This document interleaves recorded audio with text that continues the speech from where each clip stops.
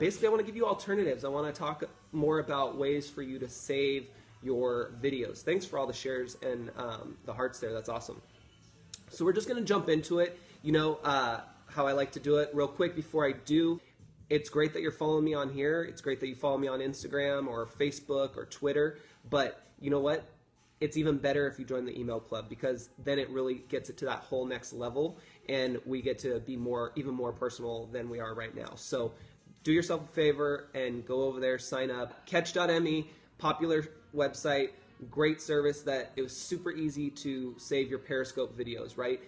Automatically it would catch your videos and then save it for you, so that way even after 24 hours you're able to see your old videos, which frankly I really don't want to see some of the old stuff that I have on Katch.me. Some of it's really bad, but it's all there. Great service, right?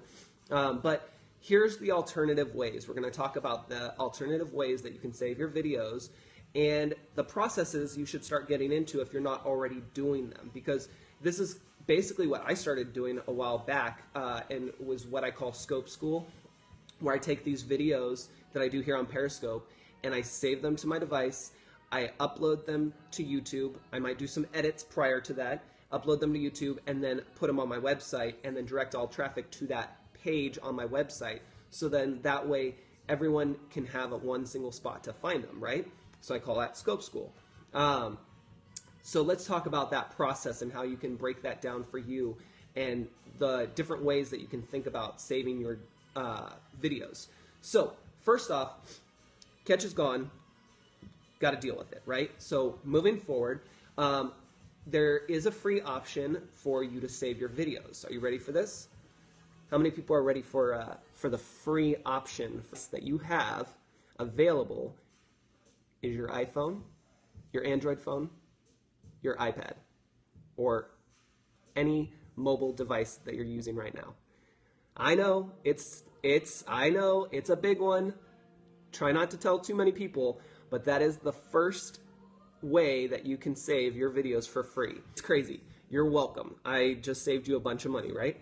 So on that note, I refer to it as your camera roll because I have iPhone, iPad. When you're done with your Periscope video, if you've turned it on in your settings, I tap on the three little bobbleheads here, if you're not familiar with this already, and then I go up to my little profile guy at the top. It reveals, hey, there I am, looking good. And then if you go to settings, got to scroll up a little bit, and then look at that.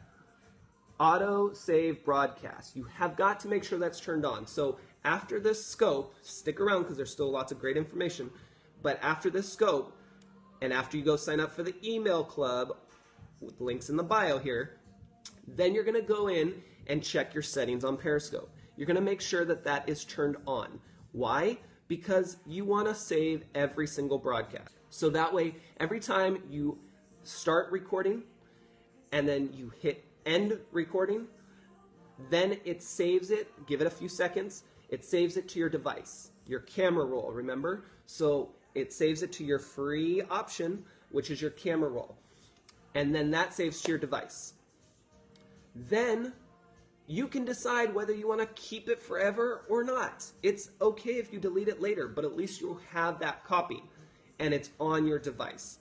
Basically, when you're saving video, I mean, that's a lot of information, and it's one of the things that eats up the most space on any of your devices. If you're using Facebook Live, because I want to cover that a little bit too, because that's the hottest thing too, right? If you're using Facebook Live, after you do a broadcast, it asks you, before you hit the X or go anywhere else, it asks you, do you want to save broadcast? And you have to slide the button over and say yes. Then it will save that to your device as well. So if you do those two steps on those two platforms, you're good. Then you have both areas covered and you have both those things saved. Now the question is, do I have enough space in my device to save those videos? Well, that's the next step, right? Is that your device most of the time will be out of space, right? Let's face it. I mean, a lot of us face that and we hate that, right? And we don't know why are we running out of space on our phones. Why? I don't have that many photos. I don't have that many videos. I don't know where my space is going. Well, let me tell you. First off, those first two that we talked about, video and photos, those are the main ones. I don't care if you have 5 videos and 1,000 photos and you feel like you still should have more space. Those videos are the first thing that's eating up space on your device. And I'll talk about how I go about that on my iPad, because on my iPad, I only have a 16 gigabyte iPad because I don't need that much more, given that I only use my iPad for the most part for browsing the internet and doing Periscope videos so that I can have my phone free. On my phone, I have 32 gigabytes, or actually 64 now. So 64, so that way I have plenty of space on there. So we'll talk about that in a second. But before I jump in that area, so you have your videos that you save from Facebook Live and from Periscope automatically to your device. Now, in order to make sure you have space on your device for that to happen, prior to going live, just double check your storage settings. If it's on an iPhone, it's under Settings, General, About, and you want to see what's available. And then from there, if you do need to free up space, or you just know I don't have a whole lot of space on my device because I get that warning every so often, then go there and take off a video or 2 or 3. Videos are the biggest thing that you want to delete from your device, so that way you can get free up space on your device. The next thing you want to do, if let's say you don't have any videos or you don't have that many photos and you're like, I still don't know where my space is being eaten up, guaranteed it's in your text messages. Go check your text messages. Text messages is a huge amount usually of photos and videos that are automatically saved, whether you thought you had them saved or not. There's a ton there. I freed up 6 gigabytes one time from text messages, and I don't have a whole lot of texts between tons of people. It's just a few, and because those streams were so long. So anyway, that's a whole nother topic, but text messages do take up a lot of storage as well. Not the text themselves, but the conversation that you have with that person and the stuff you share. Sorry. So now that we have the device part figured out, how do we get the videos? So we turned on in Facebook Live after our broadcast, and we turned on in Periscope in our settings to auto-save our broadcast to our device, right? Then in order to get after you hit record, and then you stop recording, they auto-save to your device. Then to get them from there, you need to move them elsewhere, right? Because you don't necessarily want them living on this device the whole time. Chances are you want to save them for later. Now, do you have to save every single video for later?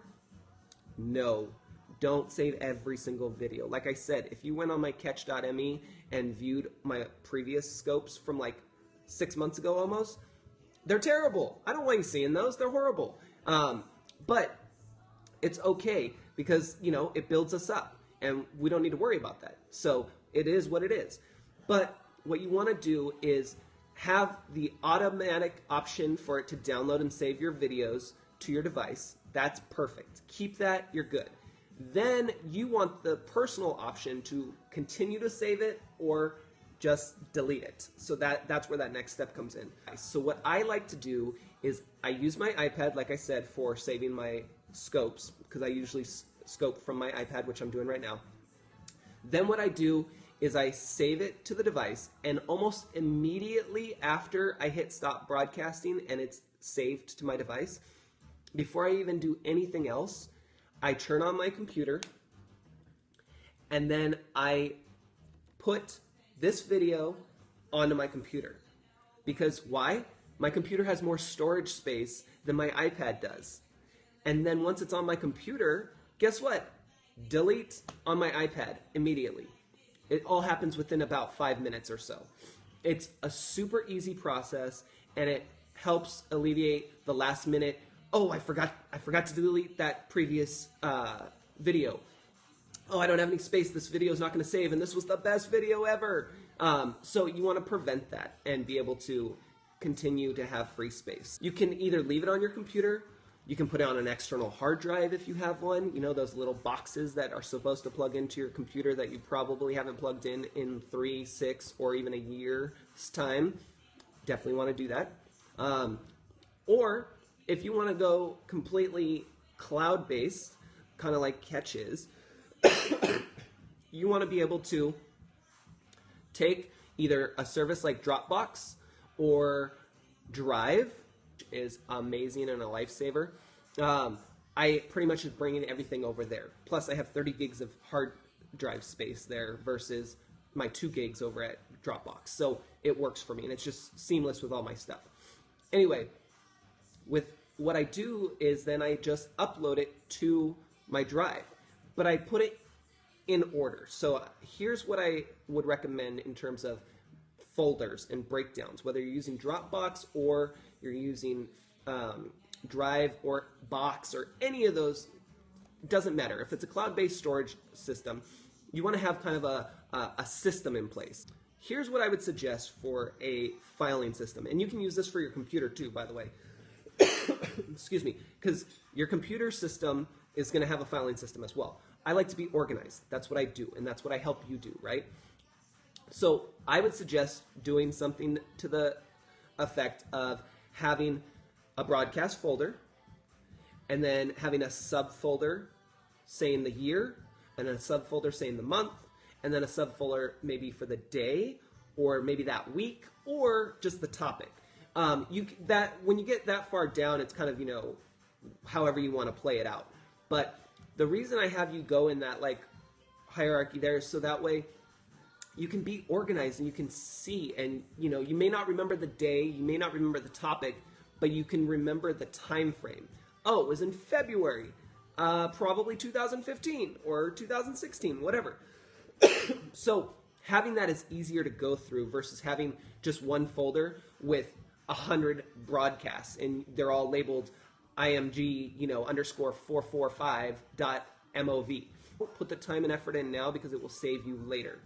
The processes that I want you to start doing is I want you to start your broadcast, end your broadcast, wait for it to autosave to your device, then take it from your device and move it elsewhere, whether that's your computer, Dropbox, Drive, I don't care, external hard drive, whatever. Move it elsewhere. Once you've confirmed it's elsewhere in one of those organized folders that you did, then you can delete it from your current device, and that way you're ready to go for the next broadcast. Once you get into that habit and you start doing that more and more, you're going to be good, and then you'll have more space on your device.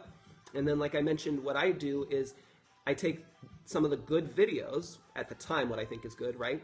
And I'll edit them in like iMovie, or if you have Windows, you can do Movie Maker or Final Cut, whatever you want to use. You edit them up and cut them up and put them up to upload them to YouTube. Kind of spaced out for a second. So upload them to YouTube, and then what I prefer to do is, instead of driving people to my YouTube channel, because who cares about my YouTube channel? I care about my website. I want you to go to my website because that's where all the good stuff is. So then I import that video, embed it into a blog post on my website, so then you can always find it there, and you're not jumping from one site to another and wasting time and energy. You don't need that. I don't want that, and I know you don't want that. So you just go straight to edtrockscreative.com, and boom, everything is there for you. So you don't have to worry about all those extra sites, and that's what you want to start thinking about too. Remember, your website is your home base, and that's where you want to drive all your traffic. And if you haven't done it already, head over to mine, edtrockscreative.com/subscribe, which is in the bio, and join my email club so that way you can get in on all the good stuff, and we will talk to you soon, all right?